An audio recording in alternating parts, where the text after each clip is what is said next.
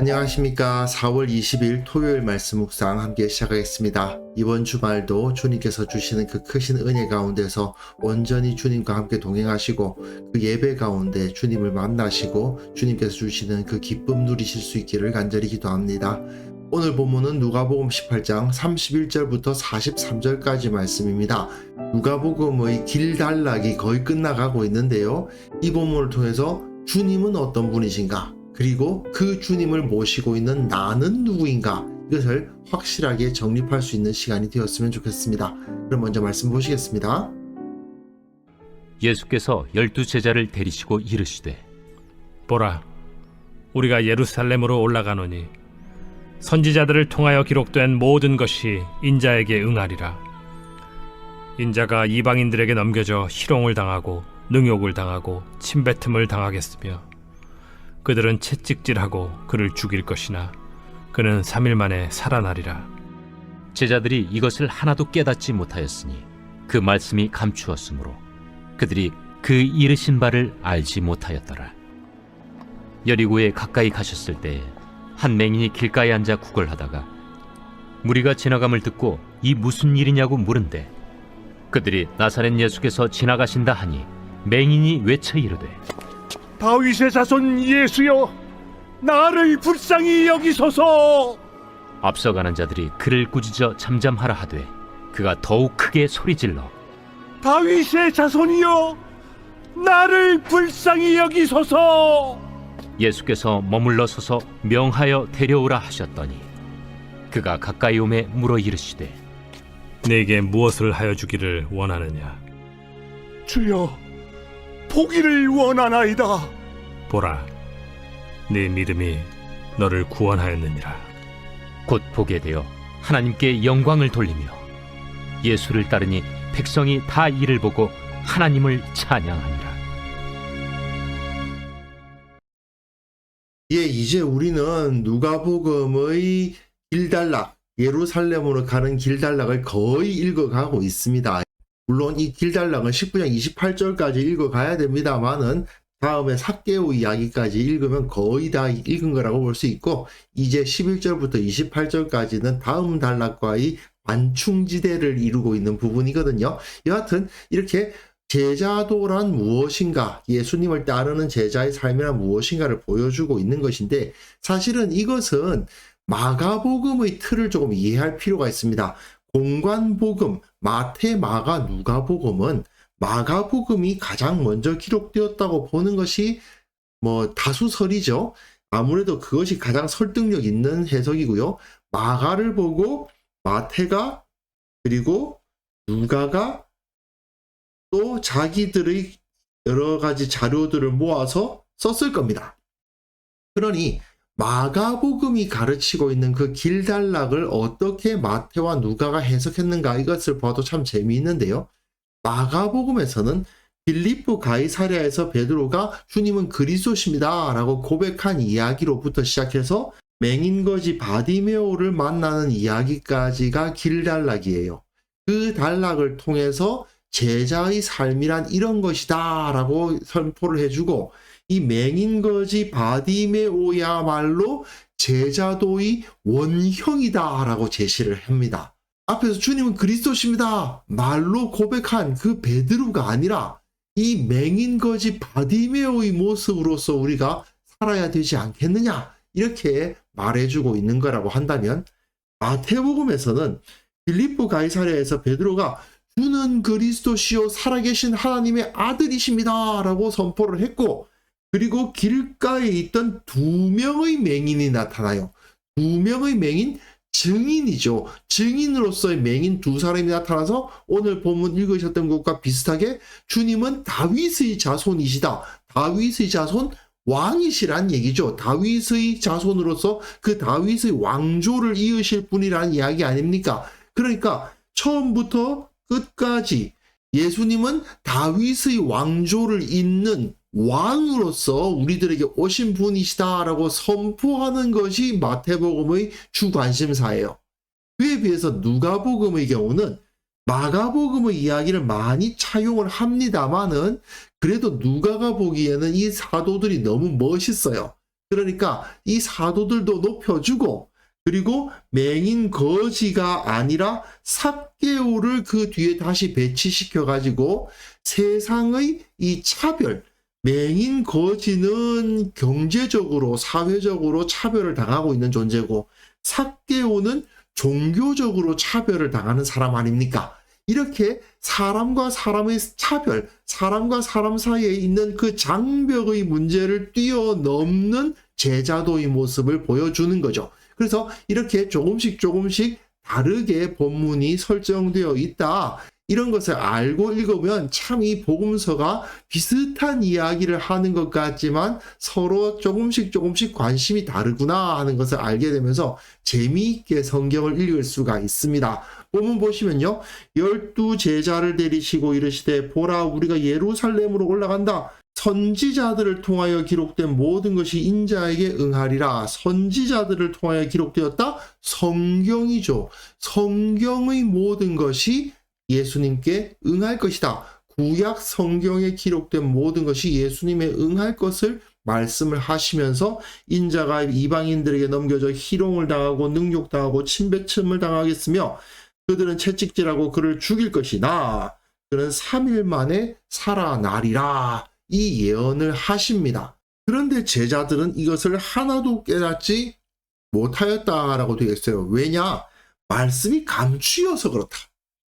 그들이 그 이르신 바를 알지 못하도록 하나님의 섭리로 말미암아 그 말씀의 의미를 감추셨기 때문에 제자들이 이것을 하나도 깨닫지 못했다라고 기록을 하고 있습니다. 그런데요, 누가는 분명히 마가복음을 참조한 것이 틀림없거든요. 그런데 마가복음에는 뭐라고 되어 있냐면 예루살렘으로 올라가는 길에 예수께서 그들 앞에 서서 가시는데 그들이 놀라고 따르는 자들은 두려워하더라 라고 되어 있어요. 그들이 예수님의 말씀을 제대로 못 깨달은 이유가 뭐냐? 두려워서 그랬다. 믿음이 없어서 그랬다. 이렇게 기록하고 있는 거예요. 그런데 누가가 보기에는 그들이 다 누굽니까? 사도들 아닙니까? 누가는 틀림없이 오순절 성령 강림 이후에 예수님을 만나서 믿은 사람일 겁니다. 그러면 그 사도들이 얼마나 대단해 보였겠어요.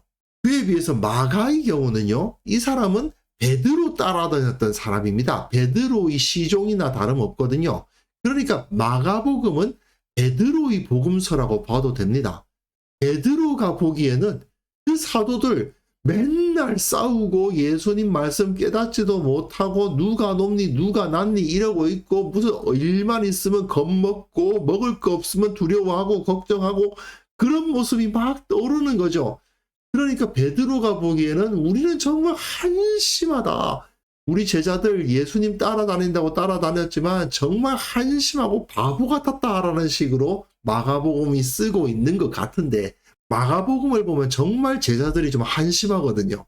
그에 비해서 누가복음은 이 사도들이 너무 높아 보여서 그랬는지 몰라도 사도들이 비난을 당할 만한 이야기는 안 쓰고 있고 그들이 두려워하고 놀라서 못 깨달은 것이 아니라 하나님이 감추셔서 못 깨달았다. 이렇게 기록을 하고 있는 것을 볼 수 있어요. 여하튼 예수님께서는 십자가를 향해서 걸어가고 계시는데 그 따르는 자들은 예수님의 십자가에 동참하지 못했다. 이게 중요한 거거든요. 이 메시지는 모든 복음서가 다 똑같죠. 예수님의 십자가에 동참한 사람은 단 한 명도 없습니다. 오직 예수님께서 모든 것을 다 홀로 지고 가셨다. 이것을 기록하고 있는 거잖아요. 그러나 누가는 마가와는 달리 그들이 겁먹어서 그랬다, 어리석어서 그랬다, 두려워해서 그랬다 이런 표현을 쓰지 않고 하나님께서 감추셔서 그 섭리 가운데 그들은 어떻게 알 수가 없었다. 이렇게 사도들을 두둔하고 있는 것을 볼 수가 있습니다. 이거 참 재미있죠? 그리고 또 재미있는 것은요. 마가복음에서는 이 이야기 다음에 야고보와 요한이 예수님께로 와서 주님께서 저 예루살렘에 올라가셨을 때 우리를 그 우편에 좌편에 앉게 해 주십시오 하고 요구하는 이야기가 나와요. 그런데 누가복음에서는 또 빠집니다. 그 야고보와 요한이 자기들을 우의정 좌의정 시켜달라고 했던 이야기 다음에 바디메오가 마가복음에서 나오는데 여기 누가복음에서는 바로 맹인 이야기로 이어지는 것을 볼 수가 있어요. 아무래도 이 누가복음에는 사도들의 부끄러웠던 과거는 좀 생략되고 있는 부분이 많아요. 여하튼 이제 바로 맹인 이야기가 나오죠. 그런데 마가복음에서는 이 맹인 바디메오를 제자도의 핵심적 인물로 제시하는 데 비해서 누가복음에서는 삭개오에 조금 더 비중을 둡니다. 그러나 이 맹인 역시 매우 중요한 사람으로 등장합니다. 그래서 이 맹인과 삭개오 두 사람을 제자도의 증인으로서 두 명을 제시하는 거예요. 맹인이 길가에 앉아 구걸하다가 무리가 지나감을 두고 이 무슨 일이냐고 물었는데 그들이 뭐라고 대답했습니까? 나사렛 예수께서 지나가신다고 하거든요. 여러 예수들이 있는데 예수라는 이름은 흔한 이름이니까 왜 그 나사렛 사람 예수 있잖아. 그 사람이 지나간다 이야기를 들었는데 이 맹인이 뭐라고 외칩니까? 다윗의 자손 예수여 나를 불쌍히 여기소서. 다윗의 자손, 다윗의 왕조를 이을 왕이시다 이 말이죠. 예수님을 왕으로 고백하며 나를 불쌍히 여기소서. 이것은 이전 묵상에서도 마찬가지로 세리와 같이 자기 자신을 불쌍히 여겨달라고 외치며 내가 이만큼 의로우니 내가 하나님 나라에 들어갈 자격이 있다라고 말하는 것이 아니라 겸손히 하나님 앞에 무릎 꿇는 모습으로서 예수님은 왕이시다라고 고백하고 있는 거죠. 앞서가는 자들이 그를 꾸짖어 잠잠하라 하되 고난이 있다는 이야기 아닙니까? 이것은 마가복음에서도 마찬가지인데요. 앞서가는 자들이 그를 꾸짖어서 조용히 해 이야기함에도 불구하고 그가 더욱 크게 소리질러 다윗의 자손이여 나를 불쌍히 여기소서. 예수님은 다윗의 자손이시다라고 고백하며 자기 자신을 불쌍히 여겨달라고 외치는 이것이 제자도의 진정한 모습이다라는 것입니다. 바리새인들처럼 내가 이만큼 많은 것을 했고 내가 이만큼 경건하게 살고 있으니 내가 하나님으로부터 인정받아 마땅해 라고 생각하는 태도는 제자의 모습이 아니라는 거예요. 이렇게 예수님을 왕으로 고백하고 그리고 나를 불쌍히 여기소서. 나는 죄인입니다. 주님의 은혜를 필요로 하는 사람입니다. 라고 고백하는 것이 진정한 제자의 모습이다. 이렇게 설명을 해주고 있는 겁니다. 그러니까 예수님께서 머물러 서서 명하여 데려오라 하시니 그가 가까이 오매 물어 이르시죠. 내게 무엇을 하여 주기를 원하느냐? 이르되 보기를 원하나이다. 여기서 보기를 원한다라는 것은 상당히 영적인 의미를 가지고 있는 표현이죠. 눈먼 자가 본다는 것은 하나님의 나라가 도래했다는 가장 확실한 증거입니다. 그리고 성전에 들어가지 못하는 맹인이 성전에 들어갈 수 있는 사람이 되는, 즉 거룩한 자가 된다는 의미이기도 해요. 그리고 예수님을 따르기 어려운 사람이 예수님을 따를 수 있게 되었다라는 의미도 되었죠. 그러니까 예수님께서 보라 너의 믿음이 너를 구원하였느니라 하심에 곧 보게 되어서 하나님께 영광을 돌리며 예수님을 따르게 되었다. 백성이 다 이를 보고 하나님을 찬양했다. 누가는 언제나 그 믿는 사람들을 통해서 주위에 영적인 영향력이 퍼져나가는 것, 복음이 퍼져나가는 것에 대해서 관심이 많거든요. 그러다 보니까 이렇게 그 이야기를 일단락 해주고 있는 겁니다. 예수님께서는 십자가의 길을 향해서 걸어가십니다. 그런데 그 십자가의 길을 향해서 걸어가시는 예수님을 바라보고 있는 우리가 예수님을 어떤 분이라고 고백해야 마땅하다는 것입니까? 다윗의 자손 예수여라는 말에서 나타나는 그분이 왕이시다라는 것을 온전히 고백해야 된다는 겁니다.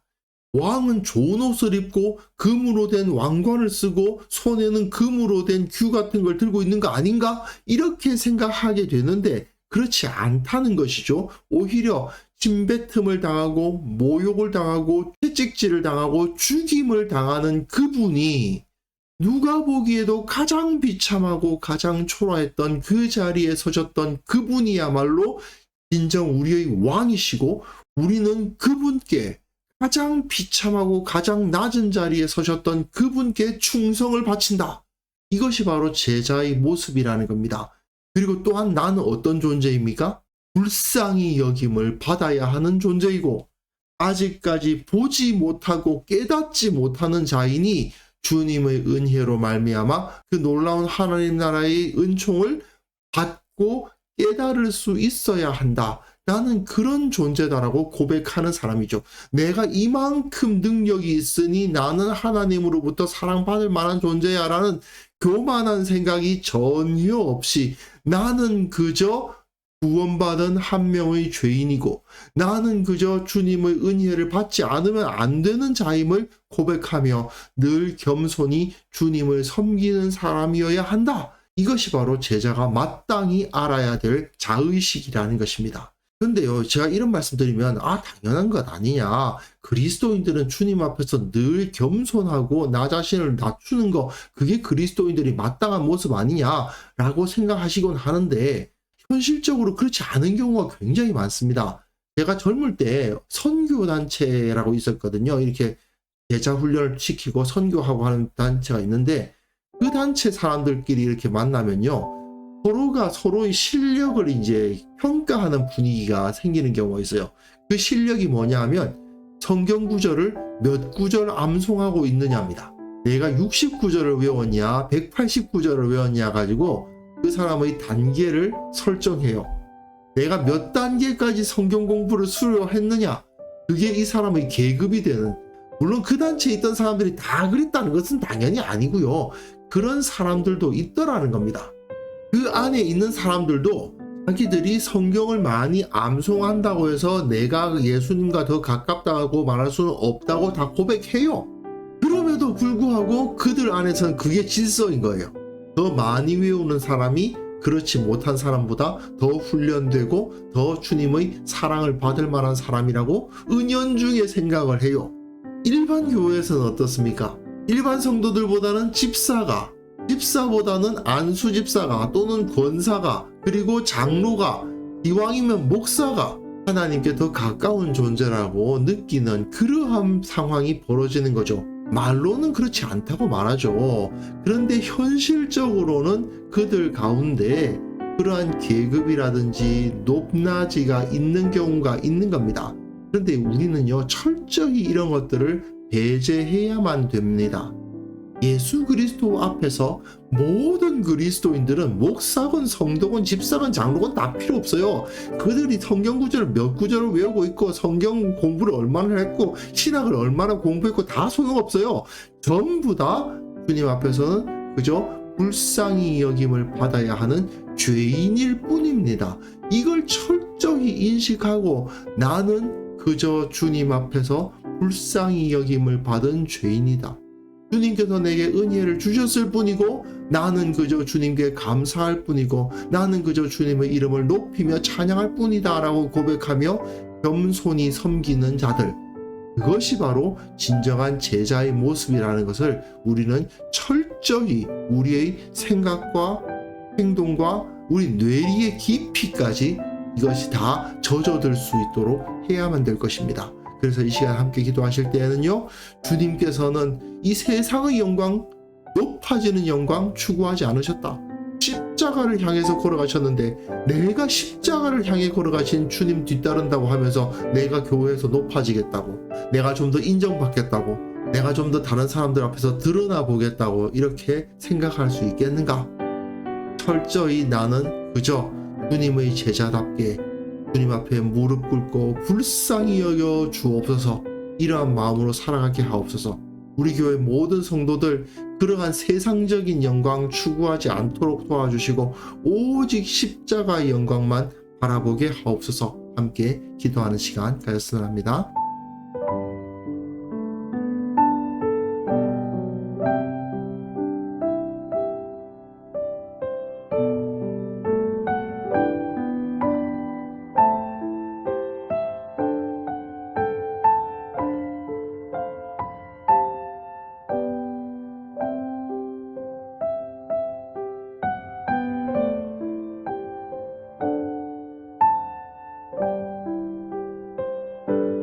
하나님 아버지, 주님께서는 십자가를 향해 걸어가셨다는 사실 꼭 기억하게 하옵소서.